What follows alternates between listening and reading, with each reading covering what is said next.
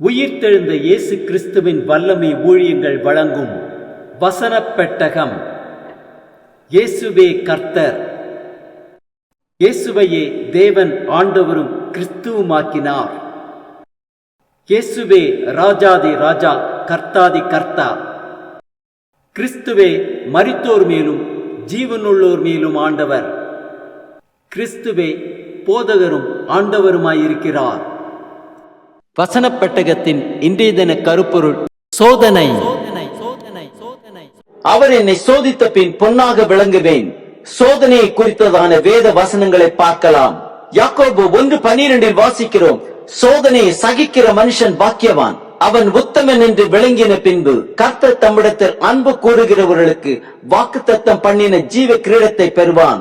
1 பேதுரு 1:7 வாசிக்கிறோம், அழிந்து போகிற பொன் அக்னியினாலே சோதிக்கப்படும், அதை பார்க்கிலும் அதிக விலையேற பெற்றதாயிருக்கிற உங்கள் விசுவாசம் சோதிக்கப்பட்டு இயேசு கிறிஸ்து வெளிப்படும் பொழுது உங்களுக்கு புகழ்ச்சியும் கனமும் மகிமையும் உண்டாக காணப்படும். சகரியா 13:9 வாசிக்கிறோம், அந்த 3ஆம் பங்கை நான் அக்னிக்குட்பட பண்ணி வெள்ளியை உருக்குகிறது போல அவர்களை உருக்கி பொன்னை புடமிடுகிறது போல அவர்களை புடமிடுவேன். அவர்கள் என் நாமத்தை தொழுது கொள்ளுவார்கள், நான் அவர்கள் விண்ணப்பத்தை கேட்பேன். இது என் ஜனம் என்று நான் சொல்வேன், கர்த்தர் என் தேவன் என்று அவர்கள் சொல்லுவார்கள். யாக்கோபு 1:2-3-4 வாசிக்கிறோம், என் சகோதரரே, நீங்கள் பலவிதமான சோதனைகளில் அகப்படும் பொழுது உங்கள் விசுவாசத்தின் பரீட்சையானது பொறுமையை உண்டாக்கும் என்று அறிந்து அதை மிகுந்த சந்தோஷமாக எண்ணுங்கள்.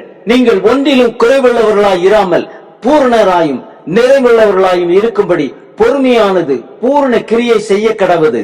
நீதிமொழிகள் 17:3 வாசிக்கிறோம், வெள்ளியை குகையும் பொன்னை புடமும் சோதிக்கும், இருதயத்தை சோதிக்கிறவரோ கர்த்தர். உபாகமம் 8:2 வாசிக்கிறோம், உன் தேவனாகிய கர்த்தர் உன்னை சிறுமைப்படுத்தும்படிக்கும் தம்முடைய கட்டளைகளை நீ கைக்கொள்ளுவாயோ கைக்கொள்ள மாட்டாயோ என்று அவர் உன்னை சோதித்து உன் இருதயத்தில் உள்ளதை நீ அறியும்படிக்கும் உன்னை இந்த 40 வருஷமளவும் வனாந்தரத்திலே நடத்தி வந்த எல்லா வழியையும் நினைப்பாயாக. எபிரேயர் 11:17 வாசிக்கிறோம், மேலும் விசுவாசத்தினாலே ஆபிரகாம் தான் சோதிக்கப்பட்ட பொழுது ஈசாக்கை பலியாக ஒப்புக் கொடுத்தான். சங்கீதம் 66:10 வாசிக்கிறோம், தேவனே எங்களை சோதித்தீர், வெள்ளியை புடமிடுகிறது போல எங்களை புடமிட்டீர். சங்கீதம் 17:3 வாசிக்கிறோம், நீர் என் இருதயத்தை பரிசோதித்து ராக்காலத்தில் அதை விசாரித்து என்னை புடமிட்டு பார்த்தும் ஒன்றும் காணாதிருக்கிறேன், என் வாய் மீறாதபடிக்கு தீர்மானம் பண்ணினேன். 1 கொரிந்தியர் 10:13 வாசிக்கிறோம், மனுஷருக்கு நேரிடுகிற சோதனையே அல்லாமல் வேறே சோதனை உங்களுக்கு நேரிடவில்லை, தேவன் உண்மையுள்ளவராய் இருக்கிறார்.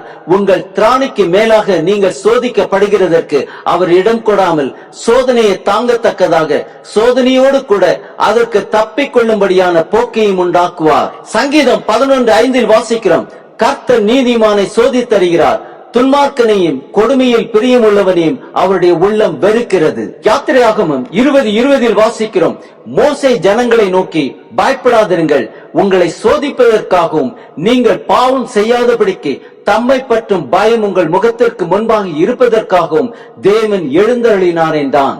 ஆம், கர்த்தர் நீதிமானை சோதித்தருகிறார். உத்தமன் என்று விளங்கின பின்பு கர்த்தர் வாக்குத்தத்தம் பண்ணின ஜீவ கிரீடத்தை பெற்றுக் கொள்வோம்.